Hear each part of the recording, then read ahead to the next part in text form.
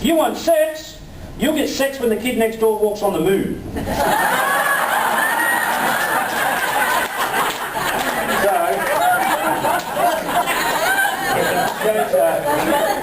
It shows you that the impossible is actually possible. So. It does take a lot of work. You're not going to get all the ins and outs of it today. But if you really think about networking and the power of it, I have to tell you, my majority of my marketing strategy is based on networking. I've completely built my business on networking. It's low cost, sometimes no cost, and networking can occur at any moment, not just necessarily when you're at an event. But when we started the Red Tent networking events, it was really clear to me that I had to be very specific about what I wanted to do to achieve the results that I wanted.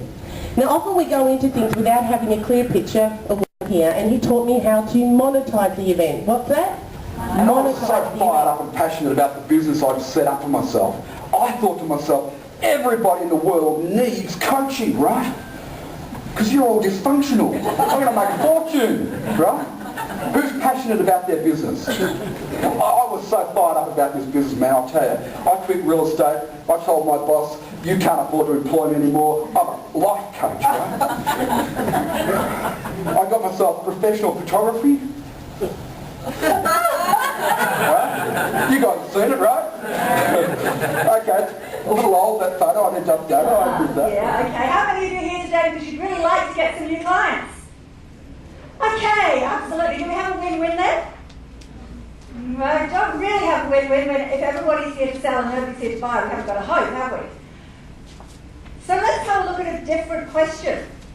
And we've really, I think what Rod's created here today is absolutely awesome because it's really dealing with this question. Which of these two people would you rather meet today?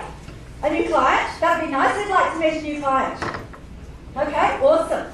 Who'd like to meet a potential strategic alliance? Somebody who might be able to generate tens, hundreds, or even thousands of leads to your business. Is that a better idea? But on that, I want to set some realistic expectations for you guys because one of the biggest challenges I have when I work with clients, I've worked with probably about 5,000 people in the last 5 years. I've trained about 600 consultants. And in that time, I speak to a lot of people one-on-one. And I ask people every time I speak to them, what is your number one goal? What's your number one intention? And what do you think most people say? I say, how much money do you want to make? Now, what do you think is the number one figure that most people spew out? $1 million. And I say, that's great, that's interesting. What's the most money you've ever made before in a 12-month period? Now, do you know what the average is that I hear people say? It's around 70 grand. Okay? Occasionally it's more, occasionally it's less. And don't get me wrong, I'm all for setting big, audacious goals, but I understand a little bit about how the brain works, having got one myself. What happened around when we look at the 1930s? What happened in the 1930s? Depression. What happened just before it, in the 20s? It was a boom. Absolutely. The roaring 20s, they called it. Did you know there were more millionaires created in which era? Depression. In the Depression. Absolutely. Why, do you think? Opportunity. Opportunity. Greater need. See, people will do things that they must do. And they go from, I really should do that. I really should do that. I really should work a little bit harder, or I really should call that guy up. I know it's going to really entertain you. Okay.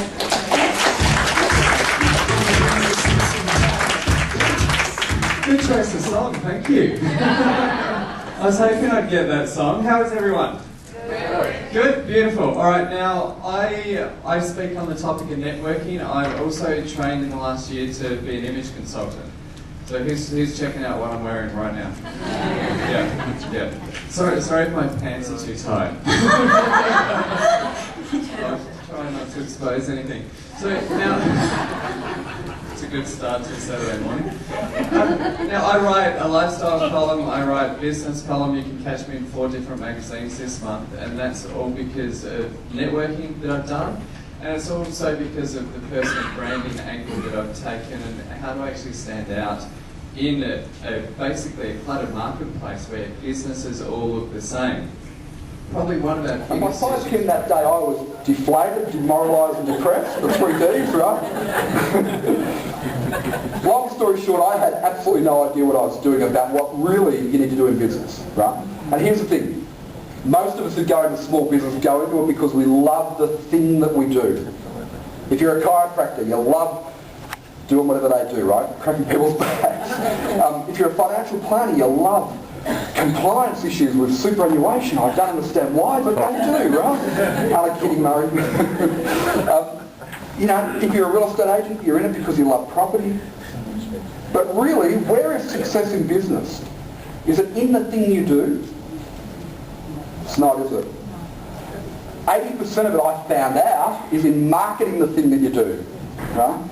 You could be the best at whatever it is you do, best life coach. If you can't find a client... Apparently, and you know, apparently we're in an economic crisis. You know, I reckon it's a crock of crap, to be totally honest. The media has got a lot to answer for, as far as I'm concerned. So all we've been told, so does our Prime Minister. And as I've got the microphone, I'm right. Like he goes, I'm not sure if anyone caught this. Before he went over to America, he told us we're in doom and gloom and look out, we're in big trouble. I mean, thank you, leader. I mean, who are we following? But anywho, it's a global economic crisis. They don't say it's an Australian economic crisis, so apparently now we have to follow everyone else going through shit.